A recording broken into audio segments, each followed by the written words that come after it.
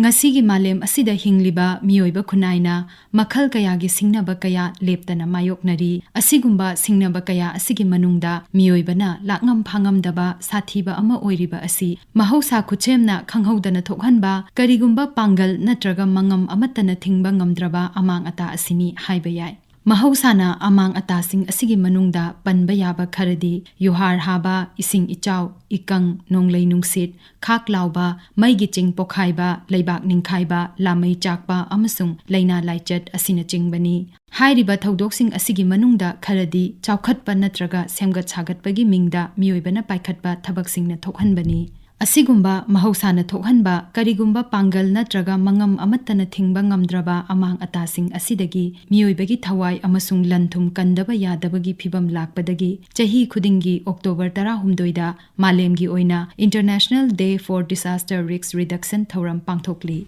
Kumza lising chamapan marifutara marida Japan gi Yokohama da malemgi oina ahanba mahausana thokhanba amang atada yumpham oiba mifam pangthoktuna khudongthiba asidagi ngakthoknaba sem sanaba amasung hanthahanaba pautak kaya chatnarakhi pautak sing asibu January lising ani mangada Kobe Hyogo dasu chatchilhanki kumsigi oina Sendai framework ka chanana Fighting Inequality for a Resilient Future haiba nungi wakalon asida natural disaster na punsi kaya manghanba senmitlon da kaihanba amang ata kaya thokhanba asidagi ngakthoknaba amadi hanthahanbada yumpham oiri Amaromda Handak Bharatna Presidency oiduna pangthokhiba G20 Summit ki makhada December 2022 da Disaster Risk Reduction Working Group hodokhi hairiba working group asigi punna mifam ahum phamki ahanba mifam Gujarat ki Gandhinagar da chahi asigi March 13 dagi April ama phawba chathaki anisuba mifam chahi asigi May 12 dagi 15 phawba Mumbai da famki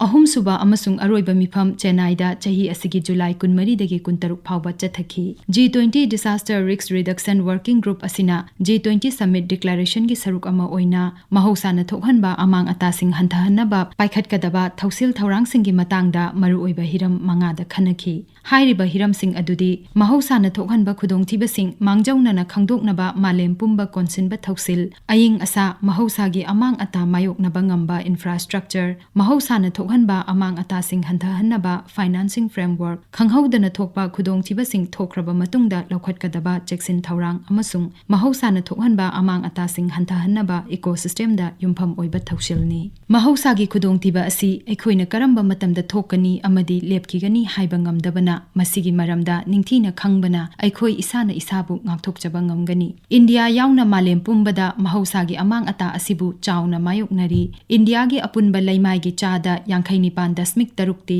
mayai oiraptagi akanba maongi yuhar haba thoklakpa yaba maphamni Apunba kangphalgi chada 12 ising ichaw amadi turel leirai kintharakpa yaba maphamni kilometer 8,933 sangba samudragi mapal asi kilometer 5,400 muki changda nonglei nungsit amasung akanba ithaktagi khudong thiningai oi chada 65 gi lawu singuba yaba maphamsing ikang thokpa yaba maphamni amadi Manipur yauna chinglamsing chingningkhaibagi chang wangna thokpa yaba maphamni English ani kunithoi gi June 13 da tupul da thokhiba achauba chingningkhaibagi thodok da miyo 59 laikhide 19 sokhi amasung miyoi ahum thiba phangkhide India gi awang nongpok lamdam asi yamna kanna yuhar haba yaba earthquake zone 5 te lei haukhiba chahi chama asigi manungda awang nongpok lamdamda Richter scale 8 yauna akanba yuhar habagi thodok yamdrabada 19 lak thokre Manipurda English ani 13 ki January da Richter scale 3.8 yauna yuhar hakhiba aduda miyoi 13 laikhide miyoi chanirom sokhi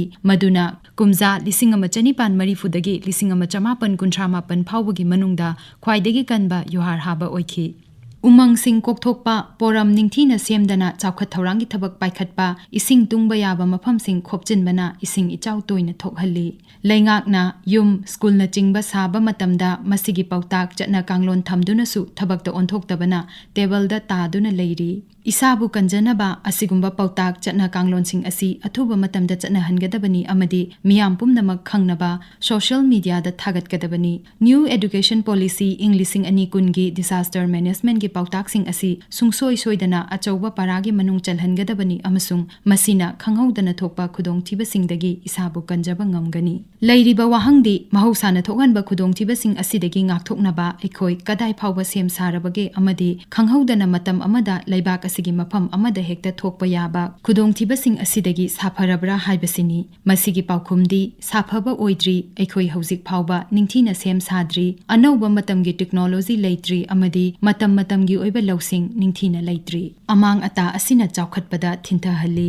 ꯆꯥꯎꯈꯠꯂꯛꯅꯕ ꯍꯣꯠꯅꯕꯗ ꯃꯤꯑꯣꯏꯕꯅ ꯆꯍꯤ ꯀꯌꯥ ꯆꯪꯅ ꯍꯣꯠꯅꯖꯔꯛꯄꯒꯤ ꯃꯍꯩ ꯄꯨꯝꯅꯃꯛ ꯃꯥꯡꯍꯟꯗꯨꯅ ꯍꯥꯟꯅꯒꯤ ꯐꯤꯕꯝꯗ ꯑꯃꯨꯛ ꯍꯟꯖꯤꯜꯍꯜꯂꯤ꯫ ꯃꯔꯝ ꯑꯁꯤꯅ ꯇꯝꯕ ꯉꯝꯗꯕ ꯈꯨꯗꯣꯡꯊꯤꯕ ꯑꯃꯥꯡ ꯑꯇꯥ ꯑꯁꯤꯕꯨ ꯊꯦꯡꯅꯅꯕ, ꯄꯨꯟꯁꯤ ꯑꯃꯁꯨꯡ ꯂꯟ ꯊꯨꯝ ꯃꯥꯡꯍꯟꯕ ꯍꯟꯊꯍꯟꯅꯕ ꯑꯃꯗꯤ ꯃꯇꯝ ꯁꯥꯡꯅ ꯁꯦꯝꯒꯠꯂꯛꯈ꯭ꯔꯕ ꯂꯩꯕꯥꯛꯀꯤ ꯆꯥꯎꯈꯠ ꯊꯧꯔꯥꯡꯒꯤ ꯃꯍꯩꯁꯤꯡꯕꯨ ꯉꯥꯛ ꯁꯦꯟꯅꯕꯒꯤꯗꯃꯛ ꯃꯍꯧꯁꯥꯕꯨ ꯀꯟꯅꯕ ꯃꯤꯑꯣꯏꯕꯅ ꯃꯇꯝ ꯄꯨꯝꯅꯃꯛꯇ ꯁꯦꯝ ꯁꯥꯒꯗꯕꯅꯤ ꯑꯃꯁꯨꯡ ꯑꯅꯧꯕ ꯃꯇꯝꯒꯤ ꯋꯥꯈꯜ ꯂꯧꯁꯤꯡ ꯇꯥꯟꯁꯤꯟꯗꯨꯅ ꯊꯝꯒꯗꯕꯅꯤ꯫